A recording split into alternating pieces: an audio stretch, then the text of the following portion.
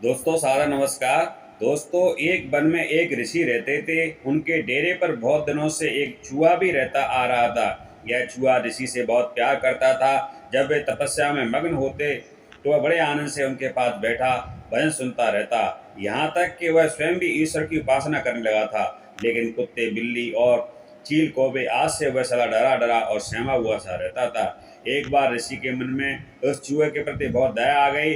वे सोचने लगे कि यह बेचारा चूहा हर समय डरा रहता है, क्यों न इसे शेर बना दिया जाए, ताकि इस बेचारे का डर समाप्त हो जाए और वह बेधड़क होकर के हर स्थान पर घूम सके। ऋषि बहुत बड़ी देवी शक्ति के स्वामी थे। उन्होंने अपनी शक्ति के बल पर उस चूहे को शेर बना दिया और सोचने लगे कि अब यह चूहा किसी भी जानवर से नहीं डरेगा और निर्भय होकर पूरे जंगल में घूम सकेगा। लेकिन चूहे से शेर बनते ही चूहे की सारी सोच बदल गई। वह सारे वन में बेधड़क घूमता।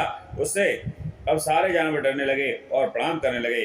उसका जय जयकार होने लगी। किंतु ऋषि यह बात जानते थे कि यह मात्र एक चूहा है, वास्तव में शेर नहीं है।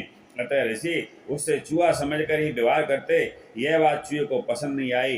कोई भी उसे चूहा समझकर व्यवहार करे, यह सोचने लगा कि ऐसे में तो दूसरे जानवर भी बुरा असर पड़ेगा। लोग उसका मजाक उड़ाएंगे, मान नहीं करेंगे, उससे अधिक ग्रह और अनादर करना आरंभ कर देंगे। अतः चूहे ने सोचा, क्यों न इस ऋषि को ही मार डालूं, फिर न रहेगा बांस न बजेगी बांसुरी। यह सोचकर वह ऋषि के मारने के लिए चल पड़ा। जैसे ही क्रोध से भरे शेर की अपनी ओर आते देखा, उनके मन में बस समझ गए कि उनको शेर पर बड़ा क्रोध आया। अतः उसका घमंड तोड़ने के लिए ऋषि ने अपनी दैवी शक्ति से उसे फिर से चूहा बना दिया। अंत में चूहा अपने व्यवहार के लिए बहुत शर्मिंदा हुआ।